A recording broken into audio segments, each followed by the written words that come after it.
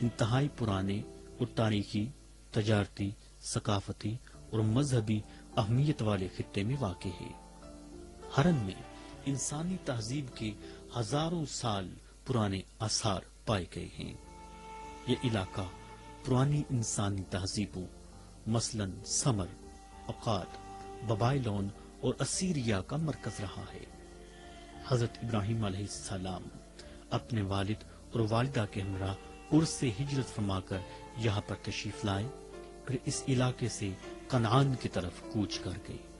کنعان موجودہ لبنان، فلسطین اور اسرائیل کا علاقہ ہے۔ آپ کی قبر مبارک بھی اسرائیلی شہر الخلیل میں واقع ہے۔ ہرن میں دنیا کے قدیم ترین نہری نظام کے بھی اثرات ملتے ہیں، جسے منگولوں نے سن 1258 میں حملے کے دوران تباہ کر دیا۔ بابائلون اور رومنز کے زمانے میں چاند کا دیوتا سین اسی شہر میں تھا۔ شہد کی مکھی کے چھتے سے ملتے جلتے مکانات میں ستاروں کی پوجا کرنے والے اور ستاروں کا علم رکھنے والے لوگ بستے تھے۔ یہ بھی کہا جاتا ہے کہ سیدنا آدم علیہ السلام کو جب اللہ تعالیٰ نے جنت سے زمین پر بھیجا تو سب سے پہلے آپ کے قدم اسی سرزمین پر لگے۔ سیدہ حوا کو بھی سب سے پہلے اسی جگہ پر اتارا گیا۔ تاریخ کی بعض کتابوں اور ترکش لائبریریز میں موجود تحقیقی مضامین بتاتے ہیں کہ اللہ رب العزت نے سب سے پہلے گندم کا دانہ اسی شہر کے آس پاس کسی علاقے میں پھینکا تھا۔ یہی وجہ ہے کہ اس علاقے میں گندم بہت کثرت کے ساتھ پیدا ہوتی ہے۔ اللہ رب العزت بہتر جانتے ہیں۔ اموی خلیفہ مروان دوم کے دور حکومت میں ہرن وسطی ایشیا سے اسپین تک پھیلی ہوئی مسلمان حکومت کا دارالحکومت تھا۔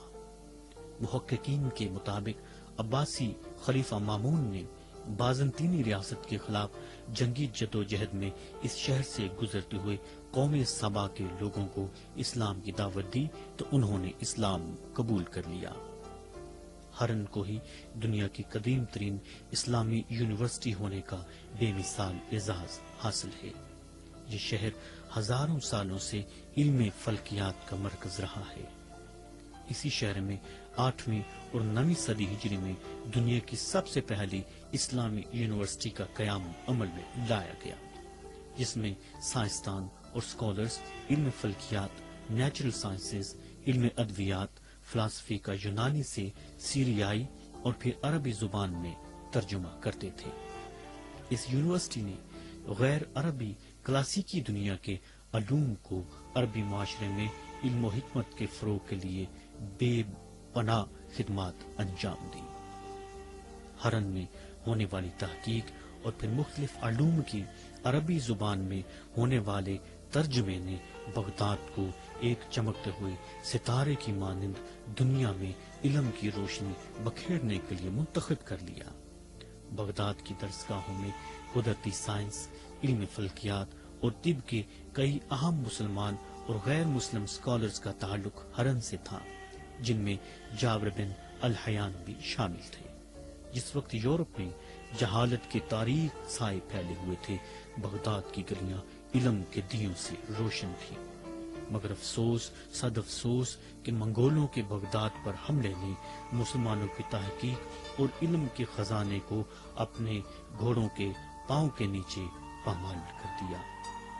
یہی وجہ ہے کہ آج اسلامی دنیا بہترین وسائل کے ہوتے ہوئے بھی تحقیق اور علم کے نور سے خالی ہے۔